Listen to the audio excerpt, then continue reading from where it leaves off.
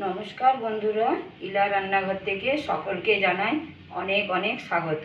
আমার আজকের recipe UP স্টাইলে পটলের শুকনো সবজি। পটলের অনেক রকম রেসিপি হয়ে থাকে, আমরা অনেক রকম রেসিপি বানিয়েছি। আপনারা পটলের এই শুকনো সবজিটা বানিয়ে দেখতে পারেন, খুব ভালো হয় খেতে। লুচি, পরোটা, রুটি, ফ্রাইড রাইস, ভাত সকলের সাথে খেতে খুব ভালো লাগে। চলুন শুরু করি। ভিডিওটি প্রথম থেকে শেষ পর্যন্ত দেখতে থাকুন। ভালো লাগলে চ্যানেলটিকে সাবস্ক্রাইব করে পাশে থাকুন।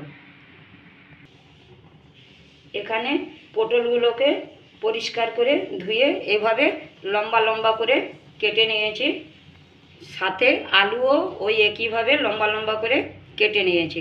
প্রথমে আমি এগুলোকে ভেজে নেব।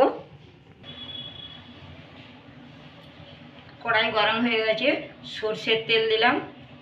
তেলটাকে কিন্তু খুব ভালো করে গরম করে নেব। এখানে আমি সরষের তেল একটু বেশি দিয়েছি, কারণ পটল আর আলু দুটো একসাথেই ভেজে নেব। আপনারা কিন্তু আলাদা আলাদা করে ভেজে নিতে পারেন। এখানে তেলটা কিন্তু খুব ভালো করে গরম করে নিয়েছি। এবার আমি পটলগুলো দিলাম। আমি কিন্তু দুটো একসাথেই ভেজে নেব।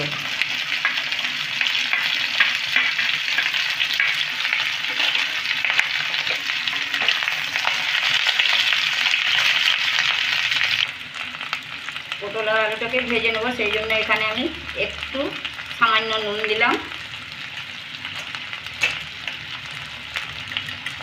আর একটু হলুদ দিলাম। ভালো করে আমি সবজির সাথে মিশিয়ে নেব। গ্যাসের আঁচটাকে আমি মিডিয়ামে রেখে ভেজে নেব। আমি 1 থেকে 2 মিনিটের মতন একটু ঢেকে রাখবো। ততক্ষণে একটা মশলাটা বানিয়ে নেব। মশলাটা এখানে নিয়েছি আমি পেঁয়াজ আমি একটা মিডিয়াম সাইজের পেঁয়াজ নিয়েছি, কেটে নিয়েছি। রসুন নিয়েছি আমি এখানে কিছুটা রসুন নিয়েছি, এই যে আদা নিয়েছি 2 টুকরো, গোটা জিরে নিয়েছি, টমেটো নিয়েছি একটা মিডিয়াম সাইজের, আর 2টো কাঁচা লঙ্কা নিয়েছি। এগুলোকে সব একসাথে আমি মিক্সিতে পেস্ট করে নেব। সবগুলোকে আমি একসাথে নিয়েছি জারে। এখানে কিন্তু আমি জল দিচ্ছি না, টমেটো আছে, পিষে নেব। এবার ভাজা হয়ে গেছে, এবার আমি তুলে নেব। আমি ওই কড়াইয়ে আবার একটু তেল দিলাম। আমি এখানে সরষের তেলে বানাচ্ছি, আপনারা সাদা তেল দিয়েও বানাতে পারেন। এবার আমি তেল কিন্তু বেশি দেব না, তখন একটু বেশি তেল দিয়ে ভেজেছি। তেলটাকে একটু গরম করে নেব। তেজপাতা, একটা শুকনো লঙ্কা দিলাম।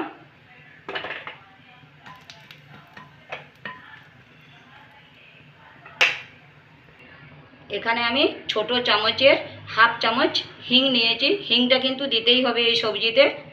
হিং দিলাম, গ্যাসের আঁচটা কমিয়ে রেখেছি। হিংটাকে একটু নেড়ে নিলাম। এবার আমি যে মশলাটা পিষে রেখেছিলাম সেই মশলাটা দিলাম। মশলাটাকে আমি একটু নেড়ে নিলাম। এবার আমি কিছু মশলা দেবো এতে।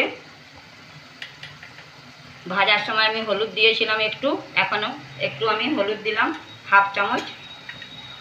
নুনটা স্বাদ অনুসারে নুন দিলাম, তখন দিয়েছিলাম, এখন নুনটা একটু দিলাম। ধনে গুঁড়ো দিলাম 1/2 চামচ।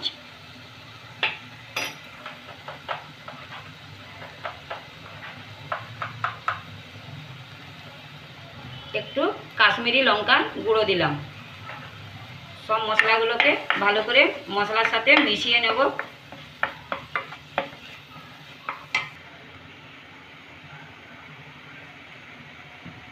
আর দিলাম গরম মশলা দিলাম 1/2 চামচ। সব মশলাগুলোকে একটু আমি নেড়ে নেব। জারটাকে ধুয়ে একটু আমি জল দিলাম।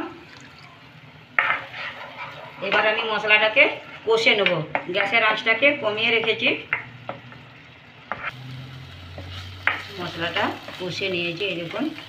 আমি কিন্তু ঢেকে কম আঁচে কষেছি মশলাটাকে, তেল ছাড়ছে। এবার আমি ভেজে রাখা পটল আলুটা মশলার সাথে দিলাম। যখন আমরা পটল আলুটা ভাজবো প্রথমে আলু আরে খুব ভালো করে সিদ্ধ করে নিতে হবে। এখন আমি জল দেব না, এটা মশলার সাথে ভালো করে মিশিয়ে নিলাম। গ্যাসের আঁচটা কমিয়ে রেখেছি। এবার আমি ঢেকে রাখবো, একটু ঢেকে রাখবো, মশলাটা পটল আলুর সাথে ভালোভাবে মিশে যাবে। ঢাকাটা খুলে দিলাম, একটু ঢেকে রেখেছিলাম। এবার নেড়ে নেবো। এই দেখুন একটু ভাজা ভাজা হয়েছে মশলার সাথে। এটা কিন্তু সবজিটা কিন্তু তৈরি হয়ে গেল। জল আমি একটুও জল দিই না, এভাবে করে নিতে হবে। মশলাটার সাথে মিশিয়ে একটু ঢেকে দেবেন। গ্যাসের আঁচটা কিন্তু কমিয়ে রাখতে হবে। এই দেখুন ভাজা ভাজা। গ্যাসের আঁচটা আমি এবার বন্ধ করে দিলাম। গ্যাসটা বন্ধ করে দিয়েছি। আমি ধনেপাতা কেটে রেখেছিলাম, ধনেপাতা উপর থেকে ছড়িয়ে দিলাম। আর একটু সামান্য আমি ঢেকে রাখবো, ধনেপাতার গন্ধটা যাতে সবজির মধ্যে ছড়িয়ে যায় চারপাশে। একদম রেডি ইউপির স্টাইলে আলু পটলের শুকনো সবজি। আপনারা বাড়িতে অবশ্যই বানান, খেতে খুব ভালো হয়।